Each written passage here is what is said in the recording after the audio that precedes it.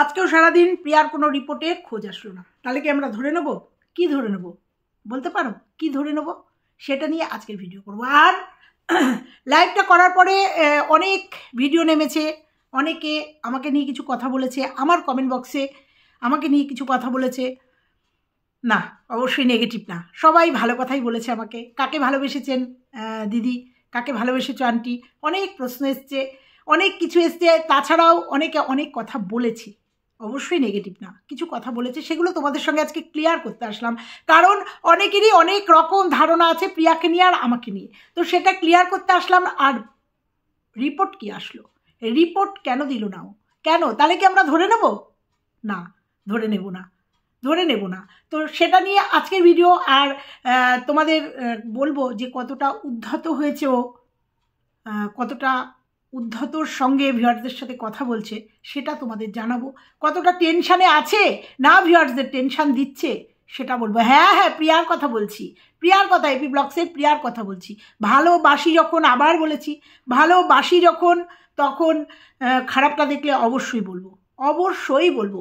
তোমরা দেখেছো নিশ্চয়ই, মৌয়ের যখন একটা খারাপ দেখেছি, মানে মৌ যখন ওর শাশুড়িকে নিয়ে একটা মানে ও দিয়েছে, আমার একটু হয়ে গেছিলো, মানে ওর যতটা এফোর্ট দিয়ে বলার দরকার ছিল বলেনি।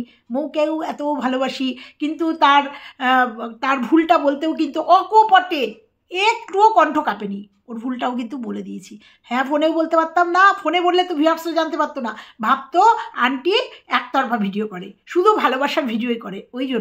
ওই জন্যই আমার আজকে অবাক লাগছে। প্রিয়ার পজিটিভ ভিডিও করতাম, ওর ভালো দিকগুলো তুলে ধরতাম, ওর কাজে ভীষণ অ্যাপ্রিসিয়েট করতাম, ওর কাজগুলো দেখে অভিভূত হতাম। সেই প্রিয়াকে নিয়ে আজকে সবাই চিচিৎকার করছে, negative comment, negative video. Positive video চোখেই পড়লো না আমার সারাদিনে একটাও দেখলাম না প্রিয়াকে নিয়ে একটাও পজিটিভ ভিডিও কেউ করেছে। যদিও পজিটিভ ভিডিও আমি করতাম, আমার ভালো লাগতো ওকে। তো খুব খারাপ লাগছে যে একটা মেয়ে কিভাবে আস্তে আস্তে নিজেকে মানে নেগেটিভের দিকে নিয়ে গেল, মানে ভালোবাসাটা হারিয়ে ফেললো। একমাত্র তার নিজের কিছু, মানে যেভাবে ভালোবাসাটা ও আদায় করেছিল ভিউয়ার্সদের কাছ থেকে, যেভাবে ভালোবাসাটা অর্জন করেছিল, কিভাবে এক লহমায় সেই অর্জিত ভালোবাসা ও ধুলায় মিশিয়ে দিচ্ছে। আমার মনে হচ্ছে তোমরা দেখেছো যখন রিমি রূপার 3.5 লাখ টাকাটা নিয়ে একটা হইচই পড়েছিল এবং ও বলেছিল দেবে, তারপরেও আমি বলেছিলাম দেবে না, তুমি দিয়ে তারপরে বলো। তো সেই নিয়ে একটা ঝড় উঠেছিল, তারপরে গীতা দিয়ে একটা ভিডিও করেছিল, তারপরেও 7 দিন ভিডিও করতে পারেনি, কান্নাকাটি করেছে, নিজেই বলেছে ভীষণ কান্নাকাটি করেছে, ভীষণ মন খারাপ ছিল। তারপরে আমরা দেখেছি কোথায় একটু বেড়াতে গেছে, নামটা এই মুহূর্তে মনে পড়ছে না, খুব সুন্দর একটা জায়গায় মন ভালো করার জন্য বেড়াতে গেছিলো। তারপরে ফিরে এসে আবার যথারীতি 7-8 দিন ভিডিও দেয়নি, তারপরে আবার ফিরে এসছে। তাহলে কি এবারও তাই? এবারও দেবশ্রী আন্টিকে লাইভ করার পরে, কারণ উত্তর অনেকের থেকেই পেয়েছে, দেবশ্রী আন্টিকে নিয়ে বলেছে, সবাই বুঝতে পেরেছে আমাকে নিয়ে বলেছে, এবং অনেক কমেন্ট এসছে, অনেকেই ভিডিও করেছে দেবশ্রী আন্টিকে নিয়ে, বা আন্টি ওকে কোন জায়গায় রেখেছিল, ভালোবাসতো কিনা সেটা সবাই জানে, এবং অনেক কথা বলেছে। তো সেই জন্য কি আপসেট হয়ে গেছে, নাকি রিপোর্টের কোনো তারতম্য হয়েছে, নাকি আদেও এটাও একটা বলতে না বাধ্য হচ্ছি। কারণ রিপোর্ট যাই হোক না কেন, তুমি যখন একটা সংকেত দিয়ে গেছো আমার রিপোর্ট নিয়ে খুব টেনশান হচ্ছে, তারপরেও তুমি তোমার ভিউয়ার্সদের 2 দিন হয়ে গেল এখনও পর্যন্ত কোনো রিপোর্টের আভাস দিলেই না, তাহলে কি এই রিপোর্টটা নিয়ে আবার কোনো নাটক তৈরি হবে নাকি রিপোর্টটার কোনো তারতম্য হয়েছে? তো চলো এই সবটা নিয়ে আজকের ভিডিও। তার সাথে বলবো ওর ঔদ্ধত্য ভিউয়ার্সদের সঙ্গে কিছু ঔদ্ধত্যের কথা বলবো, সবটা নিয়ে আজকের ভিডিও। নিশ্চয়ই ভালো লাগবে, সারাদিন ওয়েট করেছি ওর একটা ভিডিওর জন্য। না, এখন আর টিনুকে নিয়ে ভিডিও করছি না, কারণ কিচ্ছু নেই ওর ভিডিওতে, কিচ্ছু নেই বলার মতো। ওই খাওয়া ঘোরা আর মানে করা, বাচালতা করা ছাড়া কিচ্ছু নেই ওর মার, ওর বাবার ভিডিওতে কিচ্ছু নেই, বলার মতো কিছু নেই। অবশ্যই বলার মতো খুব তাড়াতাড়ি আসবে, যখন আসবে বলবো। তাছাড়াও সারাদিন বাড়িতে একটু লোকজন ছিল, একটু ব্যস্ত ছিলাম, ওয়েটও করছিলাম যে প্রিয়ার অন্তত একটা আপডেট, আগের দিন হলে, আগের সেই ভালোবাসার জায়গাটা যদি থাকতো, আগের দিন হলে প্রিয়াকে ফোন করতাম, কারণ এই টেনশানটা নিতে পারছিলাম না, ফোন করে অন্তত জানতাম যে রিপোর্টটা কী হয়েছে। কিন্তু যেহেতু এখন একটা ও মানে ও ভাবছে হয়তো যে ওকে নিয়ে আমি নেগেটিভ ভিডিও করছি, যে জন্য লাইভটা করেছে, যে আন্টি এই কথাগুলো বলেছে, কিন্তু কখনো ভাবিনি যে আন্টি কেন এগুলো বলছে। আন্টিকে বলার জায়গাটা তো আমি দিচ্ছি, বা যাই হোক সেই জায়গা থেকে ফোনের জায়গা নেই, ফোন করে খোঁজ নেওয়ার জায়গা নেই। এখন যা হবে ভিডিওর মাধ্যমেই দেখব যতটুকু পারবো উত্তর দেব। তবে এখনও বলছি প্রিয়া, ভালোবাসার জায়গাটা যেমন ছিল তেমনই আছে, কিন্তু তোমার ভুলগুলো আমি তুলে দেবো। এতদিন যদি বলো যে এতদিন বলনি তো আন্টি, এতদিন এই ভুলগুলো তুমি করোনি, দিনের পর দিন এখন যে ভুলগুলো করে আসছো সেই ভুলগুলো দিনের পর দিন এতদিন তুমি করোনি। এতদিন তোমার ক্রিয়েটিভিটি নিয়ে ভীষণ প্রাউড ফিল করতাম। তোমার রান্না বান্না, তোমার কত রেসিপি আমি বাড়িতে রান্না করেছি জানো। লাস্ট তোমার যে সোয়াবিনের রান্নাটা আমি বাড়িতে বলেছি একদিন ওইভাবে রান্না করবো, প্রিয়া দারুণ সুন্দর একটা সোয়াবিনের রেসিপি দিয়েছে। তোমার ক্রিয়েটিভিটির উপরে আমি খুব আসক্ত ছিলাম। তো যাই হোক, ওই জন্যই বললাম, এখনও বলছি ভালোবাসার জায়গাটা ভালোবাসার জায়গাতেই আছে। তো চলো বন্ধুরা, আজকে আবারও প্রিয়া টেনশান দিচ্ছে কেন সেটা নিয়ে আজকে বলবো। হ্যালো বন্ধুরা, কেমন আছো তোমরা? নিশ্চয়ই ভালো আছো, আমিও ভালো আছি। তো প্রিয়ার আজকেও কোনো আপডেট নেই। দুদিনের আগে একটা লাইভ, তারপরে একটা টেনশানের শর্ট ভিডিও দেওয়ার পরে প্রিয়া চুপ হয়ে গেছে। কেন তোমাদের মনে হচ্ছে কেন? রিপোর্ট কি কোনো হেলদোল হয়েছে? সেটার পরে আসছি। তার আগে বলি কেন হয়েছে জানো? ভিউজ। কারণ ওর লাস্ট যে ভিডিওটা, শর্ট ভিডিওতে হচ্ছে 19-20 হাজার হচ্ছে, ওর যে লাস্ট ভিডিওটা মানে শেয়ার হলেও জানি না এপি ব্লগসে কেন ভিডিও দিচ্ছে না, বা বলেছিল দেবে, মানে দিচ্ছে না মানে ব্লগিং দিচ্ছে না। আমার মনে হয় চ্যানেলটা নিয়ে কোনো একটা প্রবলেম হয়েছে। মানে চ্যানেলে আমি তোমাদের আগে বলেছিলাম, অনেক সময় ইউটিউবের গাইডলাইন্সের বাইরে গেলে পরে অনেক সময় মনিটাইজেশন অফ করে দেয়। মনিটাইজেশন অফ করে দিলে ডলার ঢুকে না। এটা তো সত্যি কথাই। আর আমরা কাজ করি, বড় বড় ব্লগাররা কাজ করে ডলারের জন্যই, ভিউজের জন্যই, যার জন্য হয়তো বলছি কিন্তু বারবার, কারণ এরকম একটা ঘটনা আমাদের একজন ক্রিয়েটার্সের সাথে হয়েছে জন্য বললাম যে একটা ইউটিউব গাইডলাইন্সের মধ্যে পড়ে গেছিলো এবং তার সেই চ্যানেলটা মনিটাইজেশন অফ হয়ে গেছিলো, এবং সে আবার নতুন চ্যানেল ক্রিয়েট করে, এর আগেও বলেছি দিয়েছে। তা এপি ব্লগসে হয়তো ওই জন্য ভিডিও আসছে না, ও লাইভ করছে, শর্টস দিচ্ছে, কিন্তু ব্লগিং আসছে না, যেটা থেকে ওর আর্নিং। তো যাই হোক, এপি শেয়ার হলে দিয়েছে, কিন্তু ভিডিওতে সেরকম ভিউজ নেই। আর এদের 3 লাখের ভালোবাসার মানুষের যদি 50,000 ভিউজ না হয় তাহলে তো মন খারাপ হয়, কারণ এটাই যে সোর্স অফ ইনকাম, এটা তো স্বাভাবিক কথাই, মন খারাপ হয়। হয়তো সেই জন্য আমাদের টেনশান দিচ্ছে, একদমই তাই বলবো, সেই জন্য আমাদের টেনশান দিচ্ছে যে 2-3 দিন বাদে, যেমন 7 দিন বাদে ভিডিও দিয়েছিল, যখন টপ করে ভিউজটা ক্যাপচার করেছিল, কারণ সবাই টেনশানে আছে প্রিয়ার কি হয়েছে, রিপোর্টের একটা আপডেট দিয়ে আর রিপোর্টটা দেখালো না কি হয়েছে, সেই জন্য সবাই টপ করে একটা ভিডিও দিলে সঙ্গে সঙ্গে ঢুকে যাবে, হয়তো এই জন্য। নালে কেন, কি বলবো বলো? অনেকে তো ওর কাছের লোক, ওর পাড়া থেকে বলছে, বলবো যে রিপোর্ট কি এসছে তোমার, আদেও তোমার কি হয়েছে বলবো, কারণ তোমাদের ওখান থেকেই খবর আসছে যে তোমার রিপোর্ট আসলেও কি, নাকি এটা নিয়েও তুমি গল্প ফাঁদবে? তোমার যদি অরিজিনাল কোনো রিপোর্ট হতো না, কারণ এই রিপোর্ট নিয়ে আজকে দীর্ঘদিন খেলছো, ইভেন পরশু দিনও খেলে গেছো, খুব টেনশন হচ্ছে, সব পাঠিয়ে দিয়েছে, অথচ এখনও রিপোর্টের কিচ্ছু দেয়নি। তোমাকে জানাতেই বা কে বলেছিল যে আমার রিপোর্ট করানো হয়েছে? কি রিপোর্ট করেছো সেটাও জানাওনি, শুধু ভিউয়ার্সদের টেনশন দিয়েছো আর কন্ট্রোভার্সি ক্রিয়েটারদের কন্টেন্ট দিয়েছো। আজকে বলতে বাধ্য হলাম, কারণ তুমি পরশুদিন একটা লাইভ করেছো, তারপরে কালকেই তো শর্টসগুলো দিয়েছো, তারপরে আজকে আর কোনো তোমার আপডেট নেই।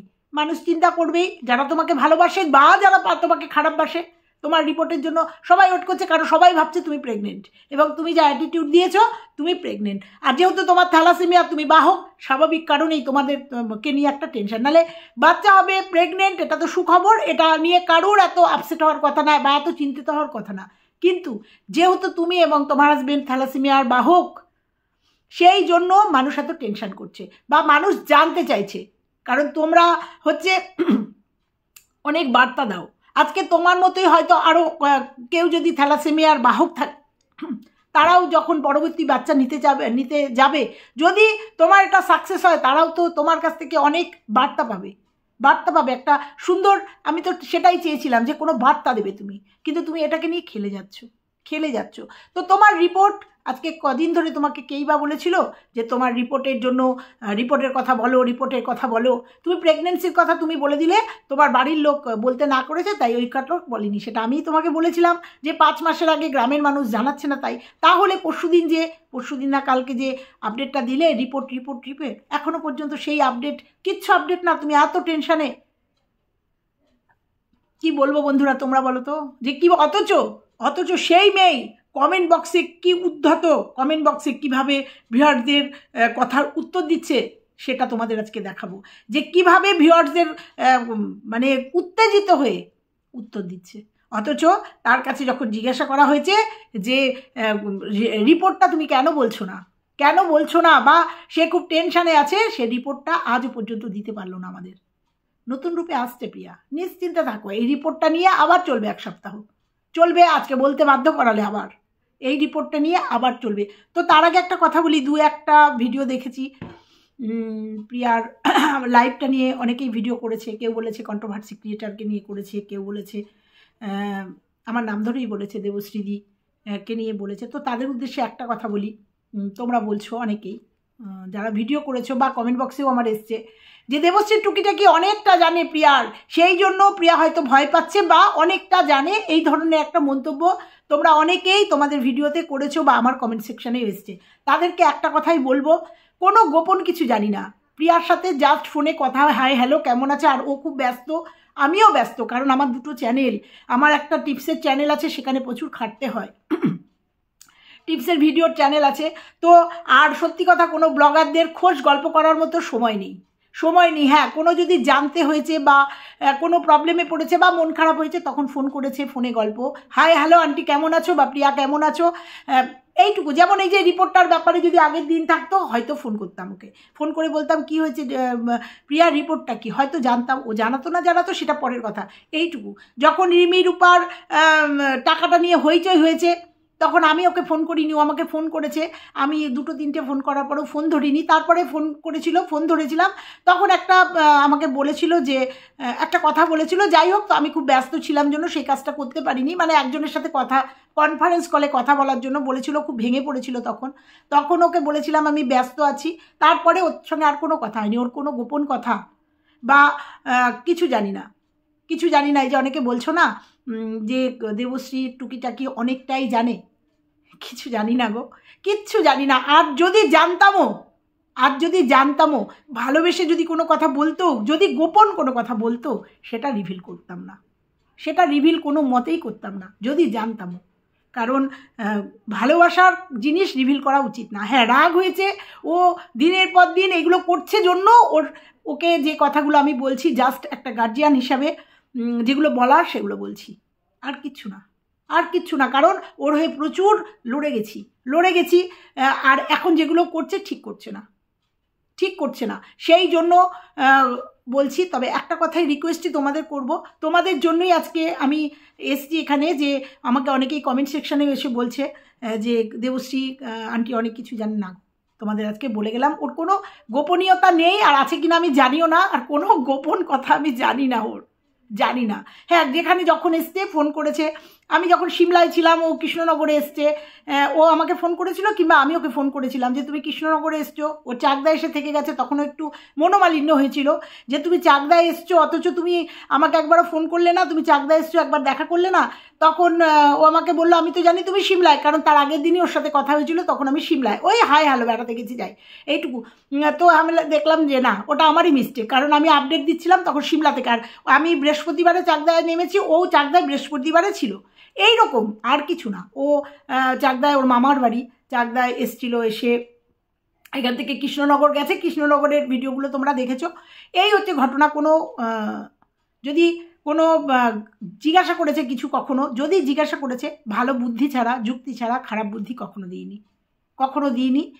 চেষ্টা করেছি পাশে থাকার জন্য, এখনও চেষ্টা করছি ওর পাশে থাকার জন্য, এখনও চেষ্টা করছি যাতে ওর প্রতি যে ভিউয়ার্সদের যে একটা বিরূপ একটা প্রতিক্রিয়া তৈরি হয়েছে, সেটা যেন একদমই মানে ও করে দেয়। আজকে যদি সুন্দর করে ওর একটা আপডেট দিত না, সে যাই হোক না কেন, যে আপডেটই হোক না কেন দিত না, ভিউয়ার্সরা এত রেগে যেত না, ভিউয়ার্সরা এত, আমরা নয় কন্ট্রোভার্সি করি, ক্রিয়েটার মানে কন্টেন্টের জন্য ভিডিও করি, পয়সার জন্য ভিডিও করি, কিন্তু এই যে ভিউয়ার্সরা যে ওর প্রতি যে বিরূপ মন্তব্য করছে তার জন্য ও নিজে দায়ী। সেই জন্যই ওকে বারবার বোঝাতে আসছি প্রিয়া একটু সংযত হয়ে যাও, একটু সংযত হয়ে যাও। তো চলো আজকে ও যে উদ্ধত হয়েছে সেই উদ্ধতর কয়েকটা মানে করব। একজন লিখেছিল, সঙ্গীতা বলে একজন, দুদিন আগে অ্যাবসেন্ট মাইন্ড হয়ে গেছিলাম, কিছু মনে করো না। তো সঙ্গীতা বলে একজন লিখেছিল, তুমি নিজেই এই কথা শোনার রাস্তা করছো, তাই কাউকে দোষ দিয়ে লাভ নেই। টাকা ওঠার পর ট্রিটমেন্টের প্রসেস চেঞ্জ হয়েছে, ব্যবসা চালু করেছো, ফ্ল্যাট করেছো, খামার বাড়ি, এগুলো মানুষের চোখে তো লাগবেই। শেষ কথা হলো এটাই দেখার, তোমার জায়ের বাড়ি কমপ্লিট করে ওখানে আসলে তোমার জায়ের বাড়ি কমপ্লিট করে এখানে আসলে তোমার আবার মন বদলাবে, কোনো অজুহাতে সেটারই অপেক্ষা। দেখো এই যে কথাটা সত্যি, কথাটা লিখেছে কিন্তু কেন লিখেছে, কথাটা হয়তো ভুল লিখেছে, হয়তো তোমার খুব খারাপ লেগেছে, কিন্তু তোমার এই হঠকারী সিদ্ধান্তের জন্য এই কমেন্টটা আজকে তোমাকে শুনতে হয়েছে। কারণ তুমি কোথাও তোমার দুটো পা একসঙ্গে দাঁড়ায় না, তুমি মনস্থির করতে পারো না কোনো কাজে তুমি মনস্থির করতে পারো না। সে তোমার গানের ভিডিওই বলো, তোমার নাচের ভিডিওই বলো, তোমার খামার বাড়ির কথা বাদ দাও, তোমার এই সমস্ত জিনিসগুলো দেখো, তুমি এখন ব্যবসাটাকেও কন্টিনিউ করতে পারছো না। যদিও বলছো তুমি তোমার বাড়ির থেকে প্রচুর মাল সেল হচ্ছে, কিন্তু তোমার তো মেন ব্যবসা তোমার অনলাইন, তুমি অনলাইনেও কিন্তু আসতে পারছো না। এই যে কমেন্টটা যে করেছে সঙ্গীতা, সে হয়তো খারাপ লেগেছে, তোমার জায়ের সাথে তোমাকে তুলনা করেছে, কিন্তু সত্যি কি তুমি এই যে কথাগুলো বলেছে, সত্যি কি তুমি এটা ডিজার্ভ করো না? তুমি ডিজার্ভ করো না? তার উত্তরে প্রিয়া কি উত্তর দিয়েছে শুনবে তোমরা? উত্তরেও লিখেছে, সবই বুঝলাম, আমার বাড়ি আমি যখন খুশি যাব, আমার জায়ের অপেক্ষা করতে হবে না। একদমই ঠিক কথা। তোমার বাড়ি তুমি যখন খুশি যাবে, যখন খুশি ওখান থেকে যেখানে খুশি তুমি যাবে, তুমি ডিসিশন নিতেই পারো। কিন্তু আজকে তোমার ভিউয়ার্সরা তোমার কাছ থেকে সেই জায়গাটা পাচ্ছে না, সেই জন্য একটা কথা বলছে। তো পরশু দিন যে লাইভটা করেছে, আমাকে নিয়ে যে লাইভটা করেছে, সেই লাইভে একজন আমার শুভাকাঙ্ক্ষী, ওরও অবশ্য শুভাকাঙ্ক্ষী, এসে একটা কমেন্ট করেছে। তার উত্তরে প্রিয়া কি বলেছে শোনো। লিখেছে, আয়ুষের পড়ার সাথে আন্টির নাতির কোথায় তার কি মিল আছে সেটাই তো বুঝলাম না। তুমি যদি আয়ুষের ক্রাফট আর ড্রয়িং দেখাতে পারো তাহলে পড়া কেন নয়। তার একজন কাছের ভিউয়ার্স এই কথাটা বলেছে, কারণ প্রিয়া আমার নাতিকে নিয়ে, ওর মিটআপে একটা নাতিকে নিয়ে, একটা বাচ্চাকে নিয়ে, একটা নাতিকে নিয়ে একটা, তোমাদের বলেছি এর আগে একটা ঘটনা ঘটেছিল। ও এসে আয়ুষের সঙ্গে আমার নাতির মানে কতটা কেয়ারি আমরা, সেটাকে প্রমাণ করার জন্য ও আমার নাতির কথাটা মনে করিয়ে দিয়েছিল। আর যে ভিউয়ার্স এই প্রশ্নটা করেছে, একদম অন্যায্য কথা না, কারণ আমার নাতি সেই মিটআপের সেই দিনের সঙ্গে আয়ুষের পড়াশোনা যেটা নিয়ে প্রশ্ন উঠেছিল, সেটার কোনো জায়গায় তুলনা চলে না। সেটাই একজন ভিউয়ার্স সে তুলে দিয়েছে, তার উত্তরে বলছে, মাথায় যে গোবর তাই বুঝবে না। হ্যাঁ, মাথায় যে গোবর তাই বুঝবে না, এটা গোবর। তাকে একজন এই কথা বলেছে, তার উত্তরে মাথায় গোবর, আর ওর মাথায় একদম পড়াশোনার শিক্ষা গিজ গিজ করছে। ওই জন্য একজন ভিউয়ার বুঝতে পেরেছে যে আমার নাতির সেই দিনকের মিটআপের সেই ইসের সাথে কোনো মতেই যে লাইভটা করেছে তার সাথে কখনোই যায় না উদাহরণে। আরে উদাহরণ দিতে গেলেই তো জানতে হবে যে প্রপার উদাহরণটা কি করে দিচ্ছে, কোথা থেকে দিচ্ছে, কার সাথে কার যায়। ও এসে আমার নাতিকে নিয়ে একটা উদাহরণ দিয়েছে, তাই একজন সেটা বুঝিয়েছে জন্য সে তাই বলে দিয়েছে তার মাথায় গোবর, সেই জন্য সে বুঝতে পারছে না। আর ওর মাথায় এত শিক্ষা আছে যে ও এত বুঝেও ভালোবাসার মানুষগুলোকে হারিয়ে ফেলছে। এত ওর বুদ্ধি যে দিনের পর দিন ওর এক রিপোর্ট নিয়ে খেলে যাচ্ছে। এক রিপোর্ট নিয়ে ভিউয়ার্সদের সঙ্গে খেলে যাচ্ছে। ওর মাথায় এত বুদ্ধি, ওর মাথায় এত বুদ্ধি। 3 লাখ সাবস্ক্রাইবার, যার যার পরিবার 3 লাখের, সেই 3 লাখের পরিবারের ভালোবাসার মানুষ কমে গেছে, সব নেগেটিভ কমেন্টে ভরে গেছে। ওর এত বুদ্ধি, ওর বুদ্ধিমত্তা দেখে সবাই বুঝে যাচ্ছে ওকে, সবাই নেগেটিভ কমেন্ট করছে। ওর এত বুদ্ধি। আর যাদের বুদ্ধি নেই, গোবর পড়া, সে শুধু এসে বলেছে যে আন্টির নাতির সাথে এখানে তুলনা কোথায় হলো, কোথায় হলো? কারণ সে বলেছে আমি আমার ছেলেকে দেখাবো না। বুঝতে পারলাম ও এত বুদ্ধি রাখে। আজকে বুদ্ধি রাখে জন্যই এত, সে বলে না অল্প বিদ্যা ভয়ঙ্করী, ওই যে বলেছে না অল্প বয়সে পেকে গেলে যা হয়, একদমই তাই। আর অল্প বয়সে না চাইতে পয়সা হাতে এসছে তো ওই জন্যই পরিণতি। যেমন অল্প বয়সে পেকে গিয়ে ওর জীবনটা আরো ওলট পালট হয়ে গেছে, না বুঝে এরকম করে ফেলেছিল। এই যে অল্প বয়সে বিয়ে করে তারপরে শুনেছি অভাব অনটনের মধ্যে দিয়ে গেছে, অল্প বয়সে পেকে গেছিল ও বলেছে। তাই এই যে এখনও যেটা করছে এটা হচ্ছে অল্প বিদ্যা ভয়ঙ্করীর জন্য। আর এই না চাইতেই প্রচুর টাকা হাতে পেয়ে গেছে, অর্থ প্রচুর পেয়ে গেছে, তাই ও নিজেকে খুব বুদ্ধিমতী মনে করছে। সেই জন্য একজন ভিউয়ার্স আমার হয়ে একজন কথা বলেছে, তাকে বলেছে তার মাথায় গোবর পোড়া। বলতে বাধ্য হলাম, কারণ যেহেতু আমাকে নিয়ে কথাটা উঠেছে কমেন্ট বক্সে, আর তাকে ও গোবর ভর্তি মাথায় তুলনা করেছে, তাই বললাম। তাই আজকে বলে গেলাম এই কথাটা, যে ওর এত বুদ্ধি, এত বুদ্ধি।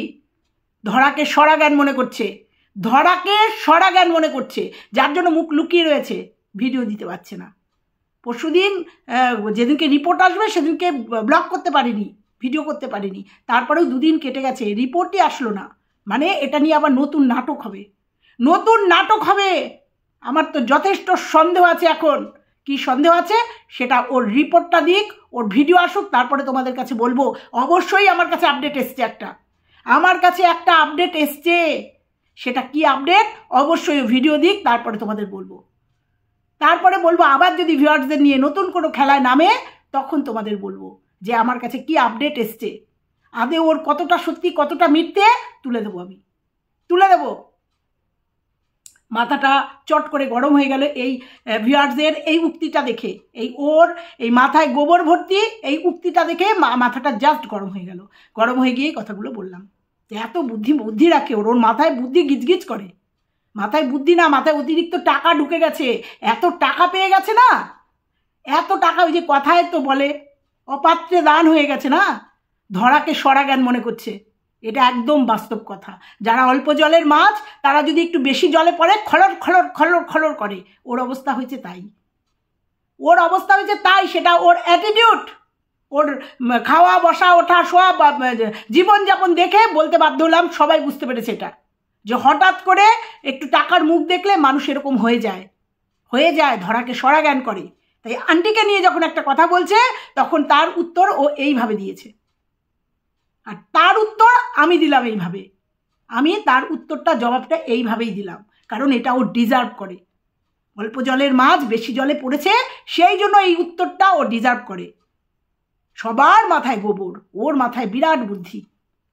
তার উত্তরে একজন লিখেছে, কি ধরনের উত্তর দিচ্ছ প্রিয়া, ওয়াও, মাথায় গোবর, কি রুড বিহেভিয়ার। তাহলে বুঝতে পারছো ও এত টেনশনে রয়েছে, ও কমেন্ট দেখছে, কমেন্টের উত্তরও দিচ্ছে।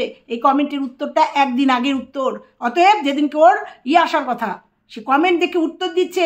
সে লিখেছে, কি রুড বিহেভিয়ার, তোমাদের সবার মাথায় তো শুধু বুদ্ধি, তাই আজ শীর্ষে পৌঁছে গেছো গো, স্যালুট তোমায়।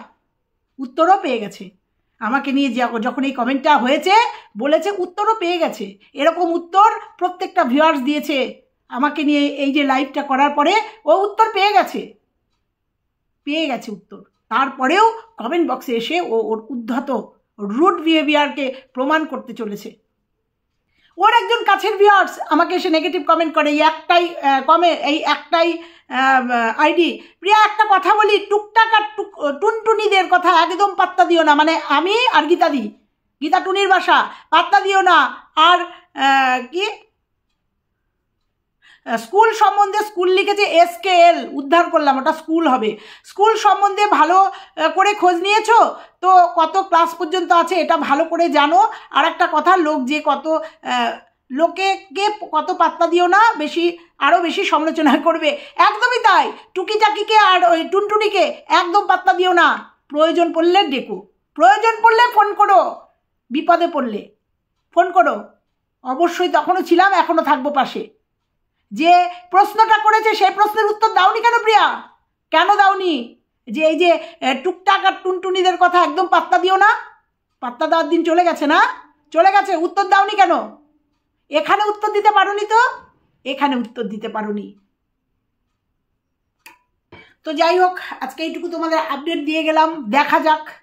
দেখা যাক কত দূর ও যেতে পারে এই ট্রিটমেন্টকে কেন্দ্র করে। আবার বলছি, ওর রিপোর্ট ভালো আসুক। আর আমার কাছে যে তথ্য এসছে সেটা যদি ঠিক হয় পাবলিকও বুঝে যাবে। কারণ পাবলিককে ধোকা দিয়ে বেশি দিন টেকা যায় না, সেটা তোমরা সবাই জানো।